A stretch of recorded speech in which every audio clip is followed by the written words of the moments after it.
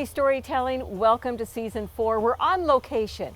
We're at the Billy Jones Wildcat Railroad in Vasona County Park, right next to Oak Meadow Park. And I've got this historian here who's going to tell us all about Billy Jones. His name is Ken Middlebrook, but we're going to call him AKA Billy Jones for this interview because he knows so much. Hi, Ken. Hi, Lisa. And the hat.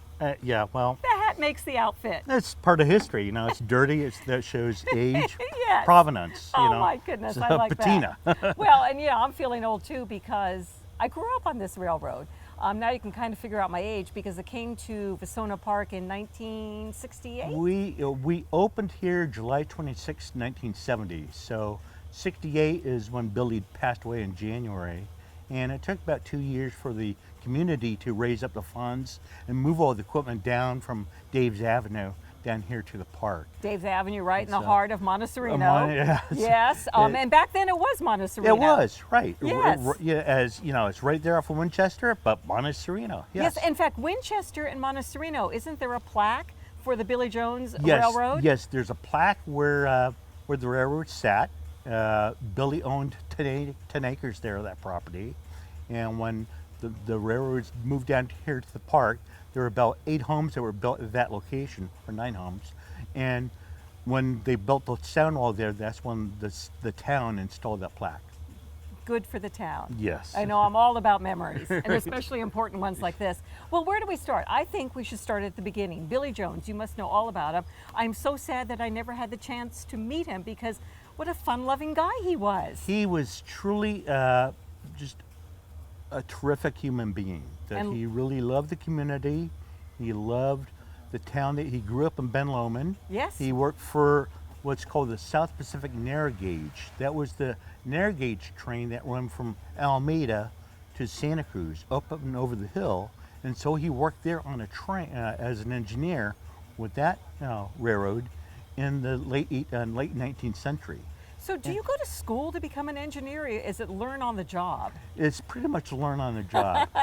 These steam locomotives, it's basically we're talking about technology that's 200 years old. Oh. And so, it's technology that it is learn on the job, that you learn the feel and you use all your senses. The sound, the feel, the look of your fire, the smoke, and it's like just another living being, steam locomotive. Yes, They come to life when you bring them up from cold to full operating temperature. It's like bringing something into life. You feel like Dr. Frankenstein at times. Like it's alive. I think I might be talking to Billy Jones reincarnated right now. No, Billy worked for the South Pacific Narrow Gauge, and that was bought out by Southern Pacific. Yes. And so he became a mainline steam engineer between San Francisco and San Luis Obispo. Wow. And he was actually running what's called the daylight passenger train. That was the cracked train between San Francisco and Los Angeles. San Luis Obispo was the halfway point. And so he was running that northern half. And so while he was working there on the railroad in about 1939, during one of his stopovers in San Francisco, he found this old decrepit locomotive in a scrapyard getting ready to be shipped overseas for scrapping. And that was the start of it, That was the start of it. Oh my That was goodness. the number 2 that we have here at the railroad. Isn't that And something? it's just a beautiful locomotive. And Billy, because of his knowledge and also his friendships of people working at Southern Pacific, he was able to get tools and knowledge to help rebuild the locomotive there to run on his property. So, okay, so that was the first on his 10 acres of ranch 10 land. acres, and so that was... Was he married at that point? Yes, he was married to his wife. And Mrs. Jones had 4 children with Mr. Jones. Yes, they had 2 boys and 2 girls. And they grew up They in Montecito. grew up in Montecito. At Dave's and Winchester. And Dave's Avenue, and their 2 sons, both sons joined the military for the war effort. World War II. And sadly, both sons were killed in action. Were they fighting together? Do you know? No, they were not fighting together. They were in 2, but they got both 2 separate deaths. And so had to destroy Billy it and his destroyed, wife. and that was one thing that with his railroad is that he had this locomotive. It's like he's going to rebuild this railroad on his property in memory of his two sons. That way, the youth children can enjoy. Oh. And so And he had the two daughters. And he had the two daughters, and so he opened the railroad in 1943. He had a little loop At of his track house? at his house. Yeah, basically imagine running this train in your backyard, right? And how long would it take for the train to go around the tracks? Do you know?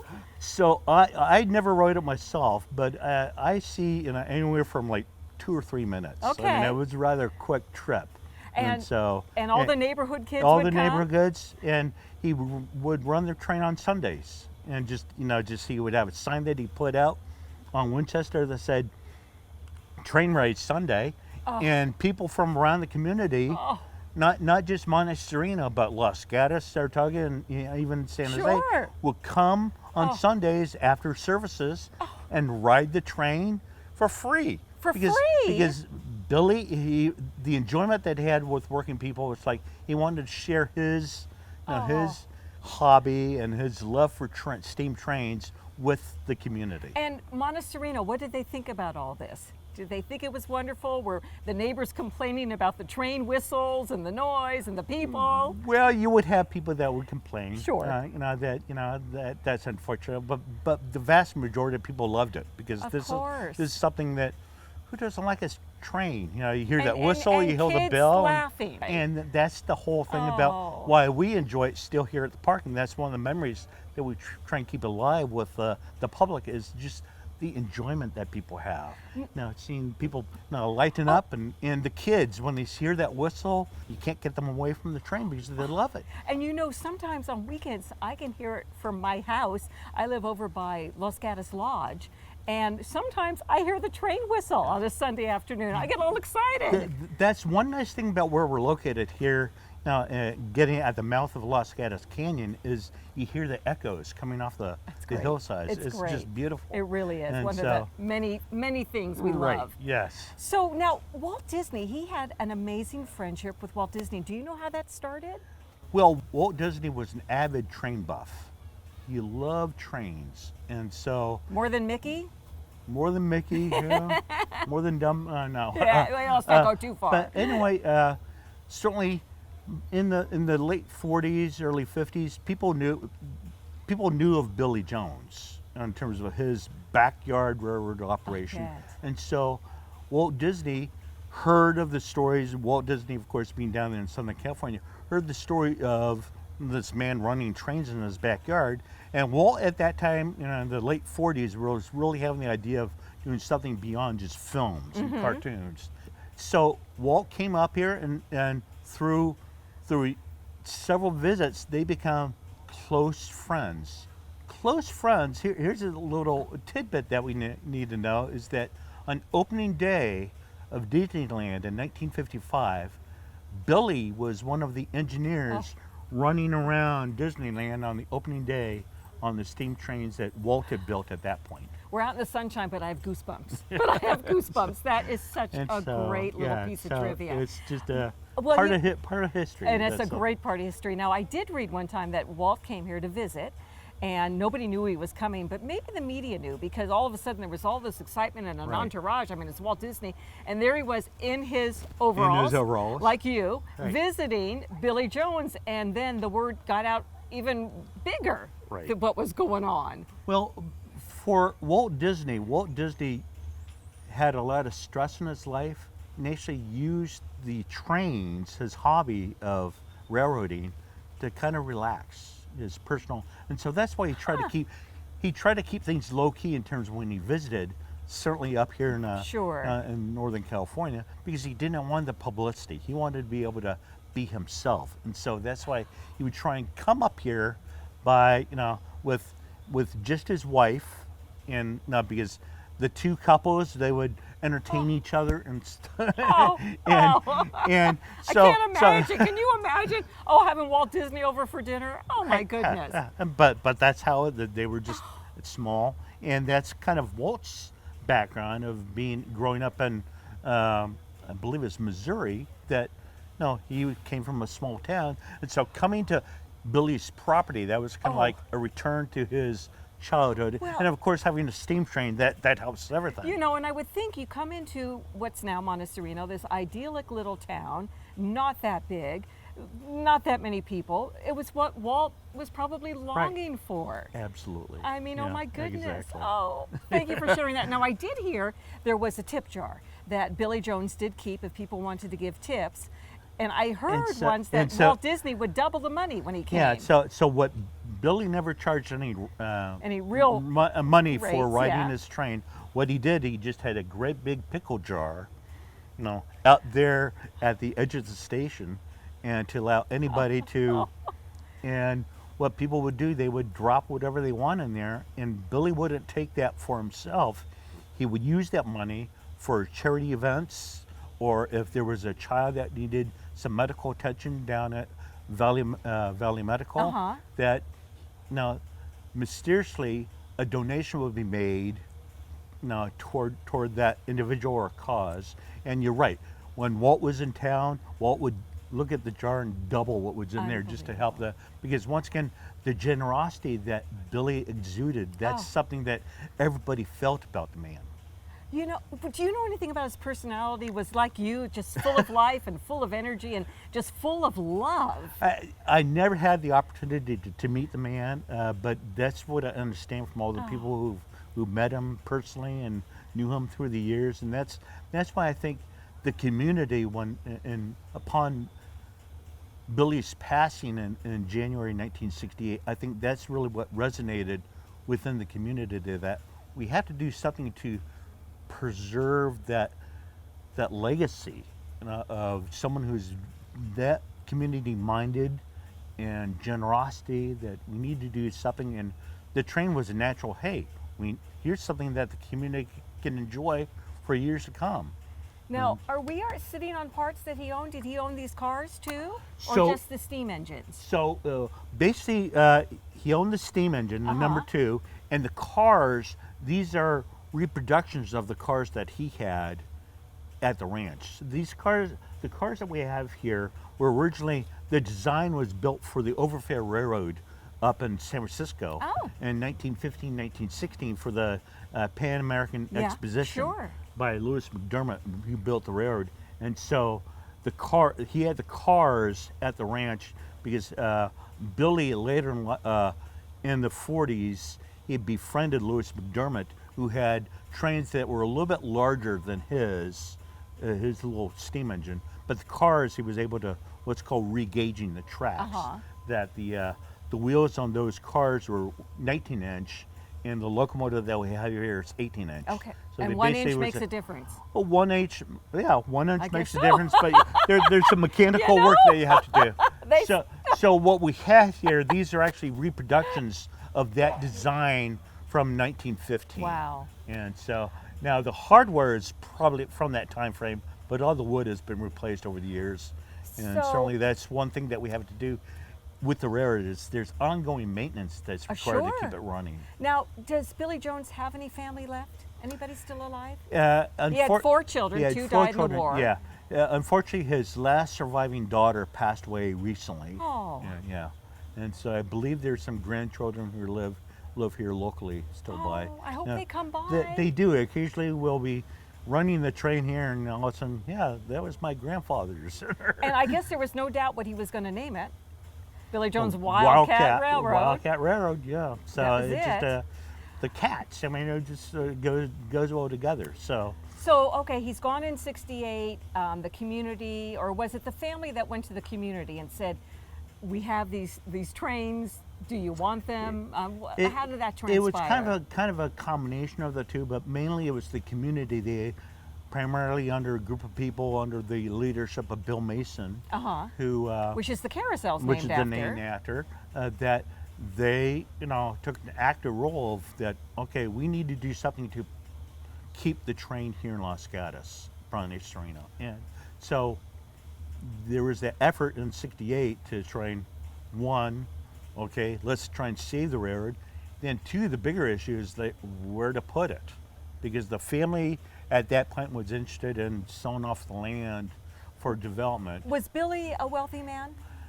No, he's wealthy in terms of, his love. Love, and, yes. his- But okay, so the his, family really didn't have money. No, no. Okay, so you So all stepped in. typical of the farmers and people of the Valley of Hearts Delight, they were land rich, cash poor. Yes. A nonprofit was formed Mm-hmm. with $0 and zero equipment. And So why does that make sense? Nonprofit, $0, zero equipment. Right. So what transpired is, through the course of about a year and a half, that there were different fundraising events. Basically, like your car wash, and back then they would have dances, Sure. and social events. Sure. And, the train was still running, available to run at Billy's property there. So they had a couple fundraising times Okay. whereas that pickle jar was now being used for funding for Yes. moving the equipment down to the park. And it became a gallon A can of and- paint or so something. They kept having to empty out. Yeah. But there was so much community support. Well, and this place had just started, really. Oak Meadow and Vasona, wasn't it all about yeah, the same time? They were just brand new. It's funny, you look at the old pictures and the trees were all just puny. Oh, and look at it now. And it's just, Oh. so, we're such an integrated part of both Oak Meadow and Vasona. So we've got a nonprofit that does nothing but make sure this train is still running. Right.